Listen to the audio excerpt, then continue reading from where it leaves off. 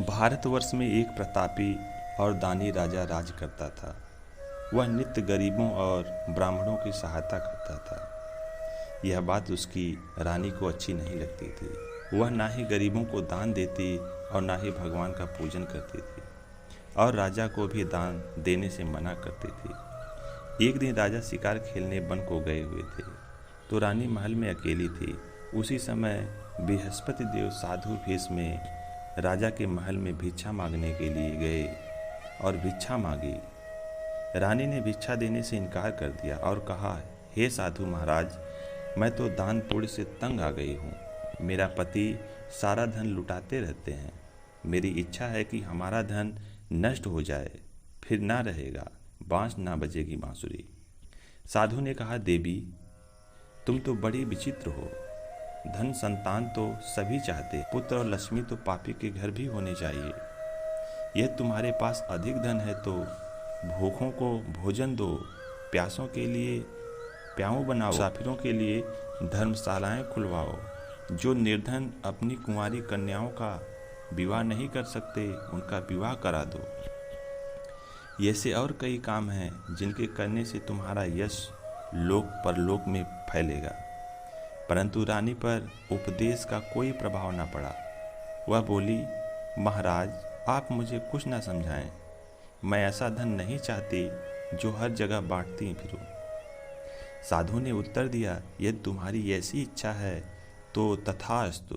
तुम ऐसा करना कि बृहस्पतिवार को घर लीपकर पीली मिट्टी से अपना सिर धोकर स्नान करना, भट्ठी चढ़ाकर कपड़े धोना। ऐसा करने से आपका सारा धन नष्ट हो जाएगा। इतना कहकर वह साधु महाराज वहाँ से अलोप हो गए।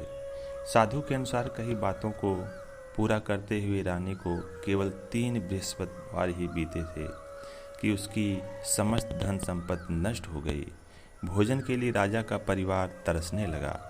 तब एक दिन राजा ने रानी से बोला कि हे रानी, तुम यहीं रहो, मैं दूसरे देश को जाता हूँ, क्योंकि यहाँ पर सभी लोग मुझे जानते हैं, इसलिए मैं कोई छोटा कार्य नहीं कर सकता। ऐसा कहकर राजा परदेश चला गया। वहाँ वह जंगल से लकड़ी काट कर लाता और शहर में बेचता। इस तरह वह अपना जीवन व्यतीत करने लगा।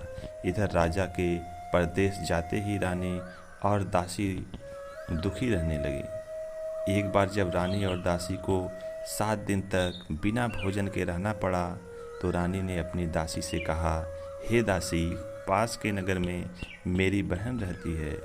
वह बड़ी धनवान है। तू उसके पास जा और कुछ ले आ, ताकि थोड़ी बहुत गुजारा हो सके। दासी रानी की बहन के पास गई। उस दिन गुरुवार था और रानी की बहन उस समय बृहस्पतिवार व्रत की कथा सुन रही थी। दासी ने रानी की बहन को अपनी रानी का संदेश दिया, लेकिन रानी की बड़ी बहन ने कोई उत्तर नहीं दिया। जब दासी को रानी की बहन से कोई उत्तर नहीं मिला तो वह बहुत दुखी हुई और उसे क्रोध भी आया। दासी ने वापस आकर रानी को सारी बात बता दी। सुनकर रानी ने अपने भाग्य को कोसा। उधर रानी की बहन ने सोचा कि मेरी बहन की दासी आई थी, परंतु मैं उससे नहीं बोली, इससे वह बहुत दुखी होगी। कथा सुनकर और पूजन समाप्त करके वह अपनी बहन के घर आई और कहने लगी, हे बहन, मैं बृहस्पतिवार का व्रत कर रही थी। तुम्हारी दासी मेरे घर आई थी, परंतु जब तक कथा होती है तब तक ना तो उठते हैं और ना ही बोलते हैं, इसलिए मैं नहीं बोली। कहो दासी, क्यों गई थी? रानी बोली, बहन, तुमसे क्या छिपाऊं, हमारे घर में खाने तक को अनाज नहीं था। ऐसा कहते कहते रानी की आंखें भर आई। उसने दासी समेत पिछले 7 दिनों से भूखे रहने तक की बात अपनी बहन से विस्तार पूर्वक सुना दी। रानी की बहन बोली, देखो बहन, भगवान बृहस्पति देव सबकी मनोकामना को पूर्ण करते हैं। देखो, शायद तुम्हारे घर में अनाज रखा हो। पहले तो रानी को विश्वास नहीं हुआ, पर बहन के आग्रह करने पर उसने अपनी दासी को अंदर भेजा तो उसे सचमुच अनाज से भरा एक घड़ा मिल गया। यह देखकर दासी को बड़ी हैरानी हुई। दासी रानी से कहने लगी, हे रानी, जब आपको भोजन नहीं मिलता तो हम व्रत ही तो करते हैं, इसलिए क्यों ना इससे व्रत और कथा की विधि पूछ ली जाए ताकि हम भी व्रत कर सके। तब रानी ने अपने बहन से बृहस्पतिवार व्रत के बारे में पूछा। उसकी बहन ने बताया, बृहस्पतिवार के व्रत में चने की दाल और मुनक्का से विष्णु भगवान का केले की जड़ में पूजन करें तथा दीपक जलाएं, व्रत कथा सुने और पीला भोजन ही करें, इससे बृहस्पति देव प्रसन्न होते हैं। व्रत और पूजन विधि बताकर रानी की बहन अपने घर लौट गई। 7 दिन के बाद जब गुरुवार आया तो रानी और दासी ने व्रत रखा। घुड़साल में जाकर चना और गुड़ लेकर आईं, फिर उससे केले की जड़ तथा विष्णु भगवान का पूजन किया। अब पीला भोजन कहाँ से आए, इस बात को लेकर दोनों बहुत दुखी थे। चूँकि उन्होंने व्रत रखा था इसलिए बृहस्पति देव उनसे प्रसन्न थे, इसीलिए वे एक साधारण व्यक्ति का रूप धारण कर 2 थैलों में सुंदर पीला भोजन दासी को दे दिए। भोजन पाकर दासी प्रसन्न हुई और फिर रानी के साथ मिलकर भोजन ग्रहण किया। उसके बाद वे सभी गुरुवार को व्रत और पूजन करने लगे।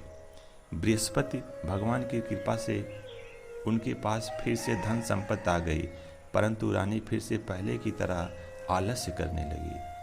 तब दासी बोली, देखो रानी, तुम पहले भी इस प्रकार आलस्य करती थी, तुम्हें धन रखने में कष्ट होता था, इस कारण सभी धन नष्ट हो गया, और अब जब भगवान बृहस्पति की कृपा से धन मिला है तो तुम्हें फिर से आलस्य होता है। रानी को समझाते हुए दासी कहती हैं कि बड़ी मुसीबतों के बाद हमने यह धन पाया है, इसलिए हमें दान पुण्य करना चाहिए, भूखे मनुष्यों को भोजन कराना चाहिए और धन को शुभ कार्यों में खर्च करना चाहिए, जिससे तुम्हारे कुल का यश बढ़ेगा, स्वर्ग की प्राप्ति होगी और पितृ प्रसन्न होंगे।